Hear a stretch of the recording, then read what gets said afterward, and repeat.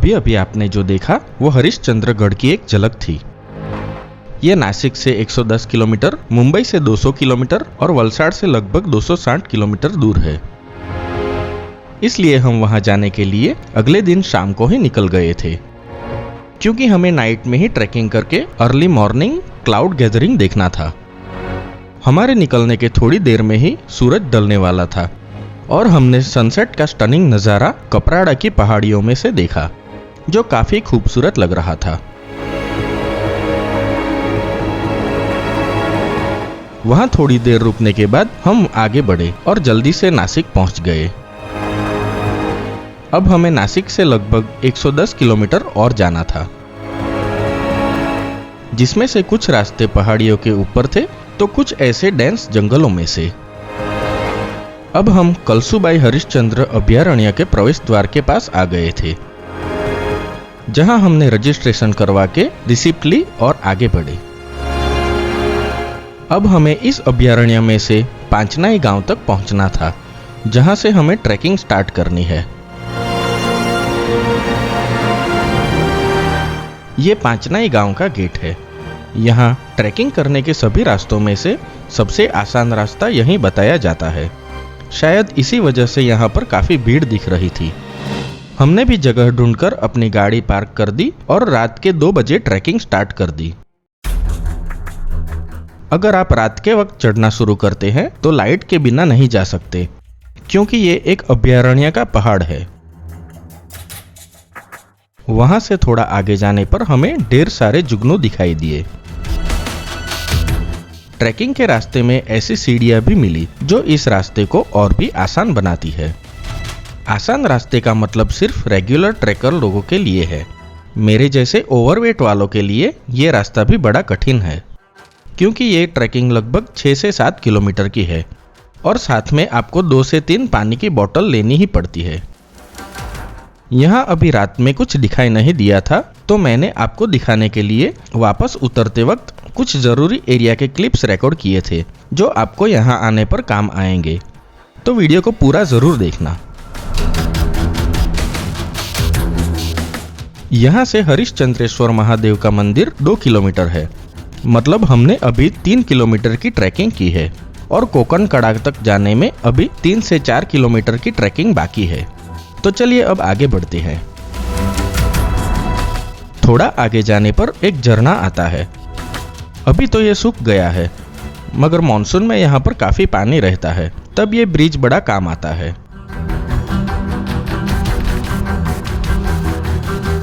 हरिश्चंद्रगढ़ के पास पहुंचते ही अचानक एक बादल वहां आ गया। पहले तो हम काफी खुश हुए उसे देखकर, पर उसकी वजह से विजिबिलिटी एकदम कम हो गई।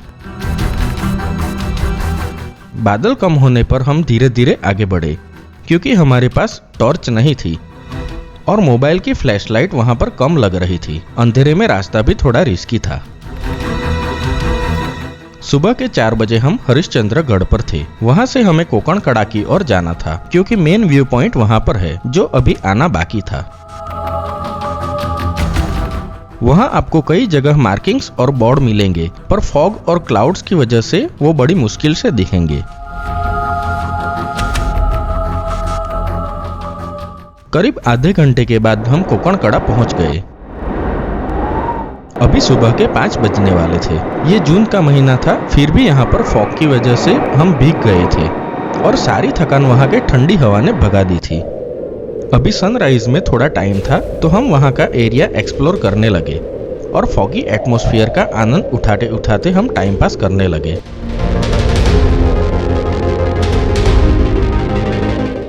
वहाँ ऊपर हवा काफी जोर से चल रही थी।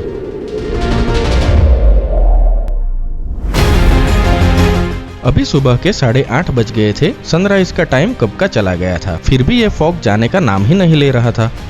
लेकिन तभी हमारे निराशा के बादल थोड़े दूर होते हुए दिखाई दिए। अब यहाँ फॉग कम होकर बादल आ रहे थे और वो क्या कमाल का नजारा था। हमारे चारों तरफ बादल छाने लगे थे। जिस पल का इंतजार हम 4 घंटे से कर रहे थे, वो अब आने ही वाला था। उसकी एक्साइटमेंट पे हम खुद को रोक नहीं पा रहे थे।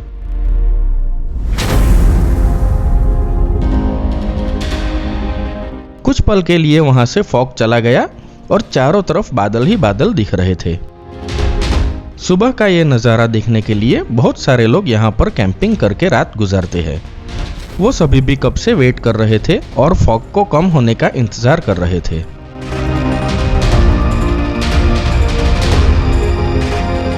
हम भी मेन व्यू पॉइंट पर वापस आ गए थे, पर वहाँ अभी काफी फॉग था, तो हम भी उसके जाने के इंतजार में यहाँ वहाँ घूम रहे थे।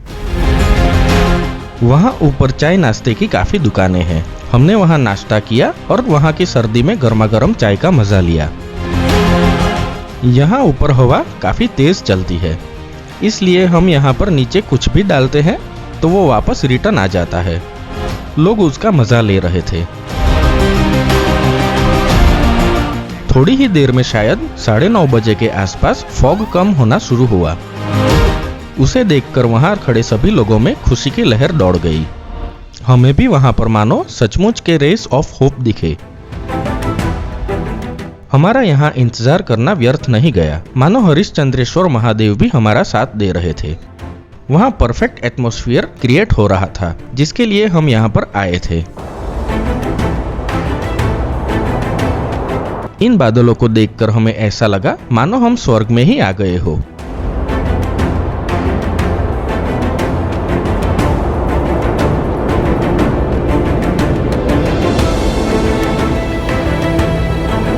इस पीक का नाम कोकण कड़ा व्यू पॉइंट है, जो मेन व्यू पॉइंट से लगभग 100 मीटर दूर है। पर यहाँ पर कोई रेलिंग या कोई प्रोटेक्शन नहीं होने की वजह से ये काफी रिस्की जगह है। तो आप यहाँ पर आओ तो संभल कर खड़े रहना, क्योंकि यहाँ पर हवा भी काफी तेज चलती है।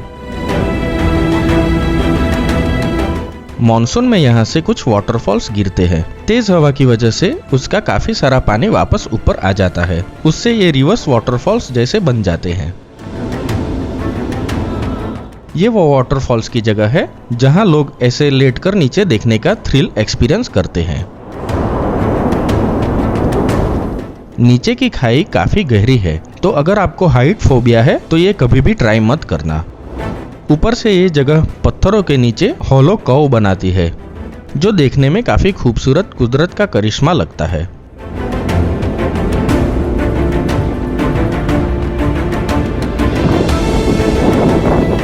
यहाँ चलती तेज हवा का अंदाजा आप मेरे आसपास के बादलों को देखकर लगा सकते हैं।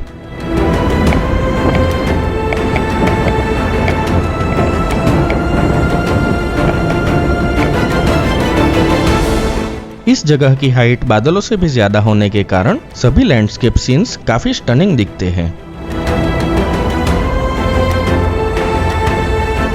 कुछ ही देर बाद हमें नीचे के गांव की एक झलक दिखी।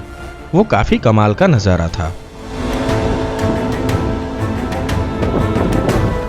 सामने दो पहाड़ियों के बीच में जो जगह है, उसके पीछे कालू वाटरफॉल है। वहां सामने कोकण कड़ा का मेन व्यू पॉइंट है, जहां अभी काफी लोग आ गए हैं।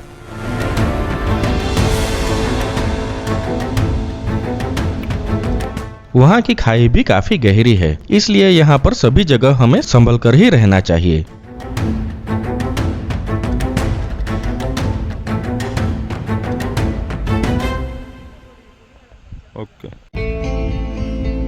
ये वो वाटरफॉल वाली जगह है जहाँ से भी अब बादल जा चुके हैं।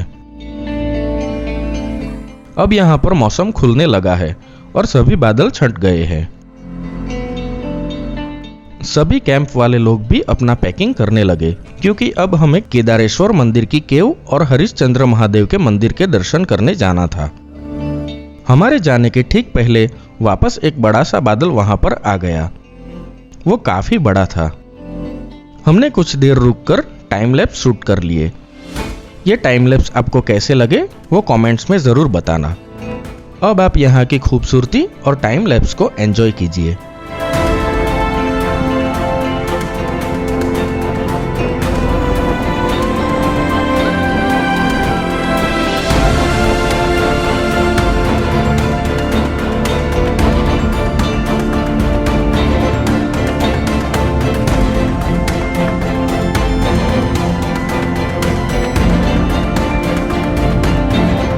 काफी समय वहां पर एंजॉय करने के बाद हम भी जय भवानी जय शिवाजी बोलकर आगे मंदिर में दर्शन करने जाने लगे। अब हमें दिन के उजाले में अंदाजा लग रहा था कि हमने कितनी ट्रैकिंग की थी। हरिश्चंद्रगढ़ महाराष्ट्र का 4th हाईएस्ट पीक है। यह हरिश्चंद्रेश्वर महादेव मंदिर का परिसर है। यहाँ से कोंकण कड़ा जाने के लिए वहां से घूमकर हमें यहाँ तक आना है। यहाँ पर बोर्ड लगा हुआ दिख जाएगा। रास्ते के ठीक सामने हनुमान जी का मंदिर है, जिस पर कुछ शिलालेख बना हुआ है। ये एंशियंट टेम्पल 6th सेंचुरी का है, ऐसा कहा जाता है। ये है हरिश्चंद्रेश्वर महादेव का मंदिर। इसे पूरा स्टोन्स में कार्विंग्स करके बनाया गया है। इसके कुछ अवशेष भी आप आसपास देख सकते हैं, जो अभी भी दिखने में काफी इंप्रेसिव लगते हैं। इस मंदिर की हाइट लगभग 16 मीटर की है।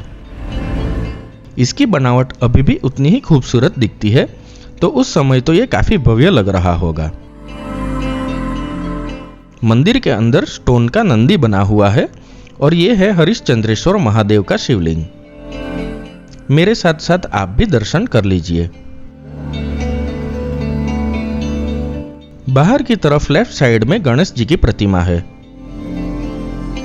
यहाँ पर आसपास और भी कई सारी प्राचीन मूर्तियां रखी हुई है, जो हमें एंशिएंट टाइम का एहसास दिलाती है।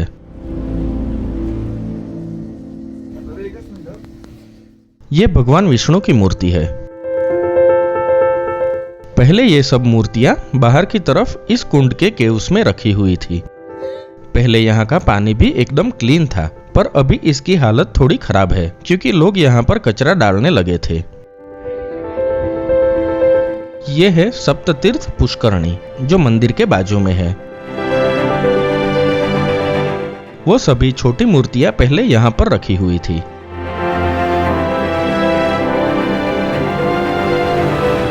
इसके अलावा मंदिर के एंट्री गेट के सामने गणेश जी की एंशिएंट मूर्ति को आप देख सकते हैं।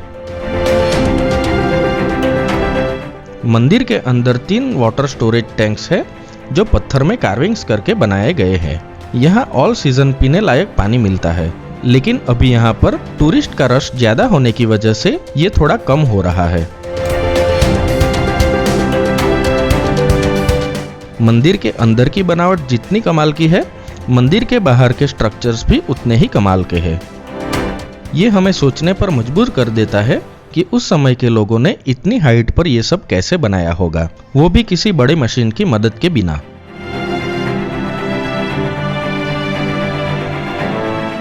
मुख्य मंदिर के बाहर गणेश जी का मंदिर भी है।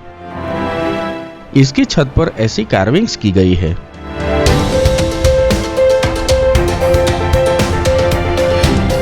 मंदिर परिसर के पास इन दुकानों के बाजू में से एक रास्ता जाता है, जो हमें हरिश्चंद्र शिवा केव्स की तरफ ले जाता है।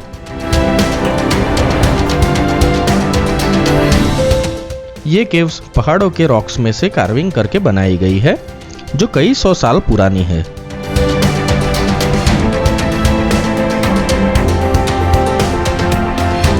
तो चलिए इन गुफाओं को देखते हैं।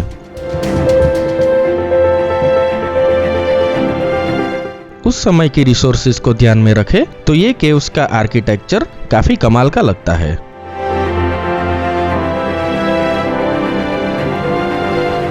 इस गुफा में गणेश जी की स्थापना की गई है। ये मूर्ति भी पूरी स्टोन को कार्विंग करके बनाई गई है। पीछे की तरफ यहाँ एक कमरा है। गुफाओं के आसपास कई जगह पर ऐसे वाटर स्टोरेज टैंक्स मिल जाते हैं, जिसमें अभी जून के महीने में भी पानी मिलता है।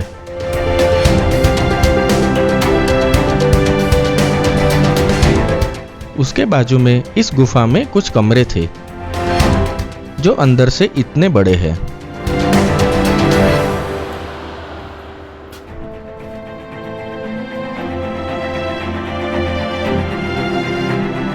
यहाँ ऐसे कमरों में अभी कोई कोई ट्रैकर्स नाइट स्टे भी करता है।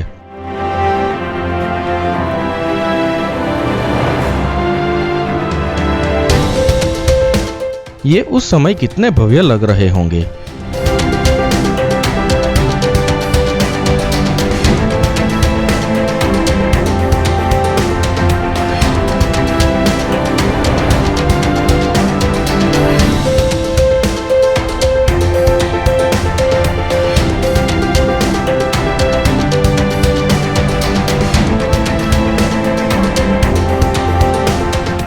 जैसे ही आप कमरे के बाहर निकलते हो, वहाँ पानी का स्टोरेज टैंक होता है।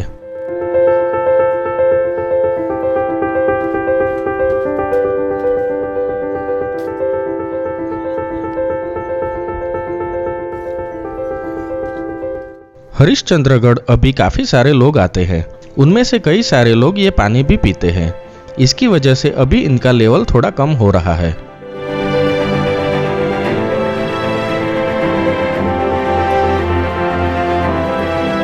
कुछ लोग तो यहीं नाइट स्टे करते हैं, जो अपने पीछे ढेर सारा कचरा छोड़ जाते हैं। अभी कुछ साल पहले ही यहाँ पर एक ग्रुप ने साफ सफाई की थी, तो आपसे रिक्वेस्ट है कि कचरा सिर्फ डस्टबिन में ही डालें। यहाँ वहाँ प्लास्टिक डालकर इस जगह को भी बर्बाद मत करें। अब हम इस गुफा में देखते हैं।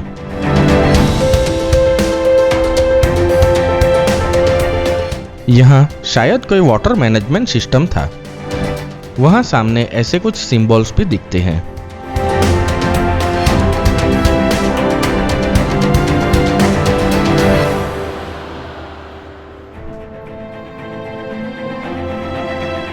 इस गुफा में भी कुछ बना हुआ है। ये शायद बैठने की या नहाने की जगह रही होगी।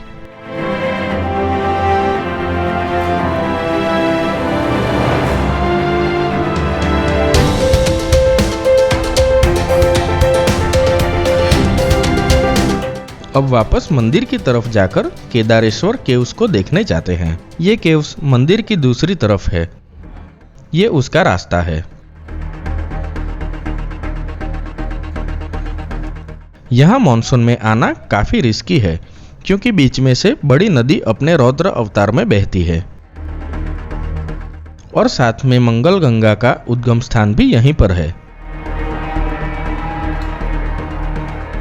नदी के केव्स में ऐसे शिवलिंग बने हुए हैं।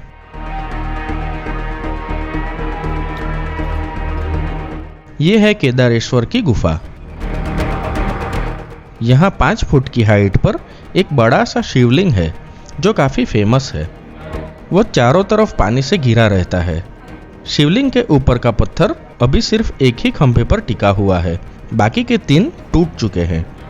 ऐसा कहा जाता है कि जब ये चौथा स्तंभ टूट जाएगा, तब सृष्टि का विनाश हो जाएगा। यहाँ पर काफी भीड़ थी, तो हमने जल्दी से दर्शन किए और बाहर आ गए। केदारेश्वर महादेव का आशीर्वाद लेकर हम वहाँ कुछ देर रुके और फिर वापस घर जाने के लिए नीचे उतरने लगे। रात के अंधेरे और फॉग की वजह से जो चीजें हमें नहीं दिखी थी, वो सब अब हमें दिख रही थी। हर एक मोड़ पर ऐसे बोर्ड्स और एरोस लगाए हुए हैं, जिससे दिन में काफी हेल्प मिलती है।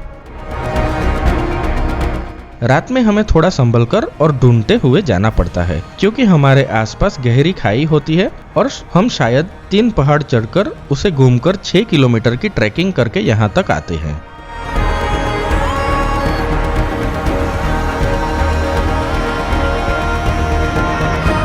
तो चलिए अब जल्दी से नीचे उतरते हैं। मॉनसून में तो ये रास्ता भी काफी स्लिपरी हो जाता होगा।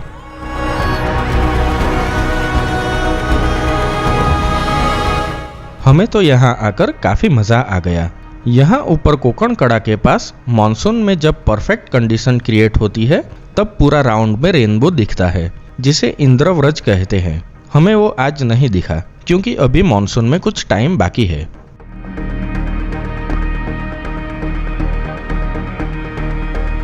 मॉनसून में ऐसे बड़े बड़े पत्थरों पर से बहुत सारे वाटरफॉल्स गिरते हैं, जो काफी खूबसूरत लगते हैं।